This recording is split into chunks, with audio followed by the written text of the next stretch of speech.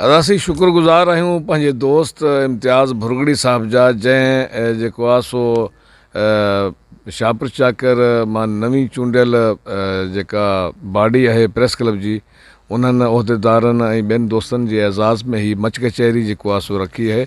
Much कचहरी दरअसल सिंध जी पुराणी सकाफ़त जो हिसो आहे। इन मच कचहरी ते वेही जेको आहे सो जेके पुराणा माण्हू हुआ, जॾहिं कम्युनिकेशन घटि हुई, उन टाइम ते जेको आहे सो राति जो वेही पंहिंजे ॿनियुनि जा, पंहिंजे जेको आहे सो रिश्तेदारनि जा ऐं पंहिंजा खोड़ सारा जेके मामलात हूंदा हुआ, उहे वेही डिस्कस कंदा हुआ, हल कंदा हुआ, हिक ॿिए खे सलाहूं ॾींदा हुआ। ऐं अॼु बि जेको आहे सो हिन मच कचहरी खे ज़िंदा रखण लाइ कुझु दोस्त जेके आहिनि उहे कोशिशूं वठनि था। इहा तमामु भली ॻाल्हि आहे। इहा असांजूं पुराणियूं सकाफ़तूं आहिनि, हिननि खे जेको आहे सो ज़िंदा रखणु खपे। हींअर बि जेको आहे सो हिते तमामु पढ़ियल लिखियल शाइर ऐं अदीब जेको आहे सो हिन मच कचहरी में शरीक थिया आहिनि। असीं चाहींदासीं त अॼु जेको आहे सो हू हिते इन मच कचहरी में जेको आहे सो कुझु ॿुधाइनि। असां इंतिहाई शुक्रगुज़ार आहियूं असां भाउ इम्तियाज़ भुरगड़ी जा, जंहिं 2022 जी नई चूंडियल बॉडी जे मान में हीअ अॼाणू रखियो ऐं मच कचहरी रखी आहे। ॾिठो वञे त मच कचहरी जेको आहे सो हींअर तक़रीबन 12 ॾींहंनि मां ख़तमु थी आहे, पर हीअ वाहिद ॻोठ आहे जंहिंमें राति जो वेही माण्हू पंहिंजा हाल अहिवाल ऐं पंहिंजा ॾुख सूर सोरीनि था। असांखे ॾाढो हिते मज़ो आयो आहे, इंजॉय कयो अथऊं बाक़ाइदे।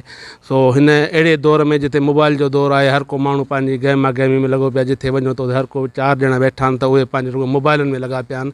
पर हीअ वाहिद ॻोठ आहे। असां हिननि दोस्तनि खे जस ॾियूं था जो राति जो वेही हीअ मच कचहरियूं कनि था। असां बि तमामु घणो लुत्फ़ अंदोज़ थिया आहियूं। महिरबानी।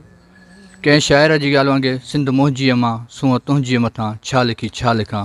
अॼु हीअ मच कचहरी उन ई सूंहं जो रंग पई ॾिए त जिते मोहबती माण्हू अची मिड़िया आहिनि ऐं उहे मोहबत भरिया लफ़्ज़, उहा गुफ़्तार जिते पखियुनि जूं मिठियूं ॿोलियूं हुजनि, उते जिन मोहबती माण्हुनि जूं ॿोलियूं ॿुधी दिलि खे ख़ुशी थी आहे त हीअ मच कचहरियूं सदाईं असांजी सिंध में हलनि ऐं बुज़ुर्ग नौजवान इन मज़ा कुझु लाभ हासिल करे सघनि।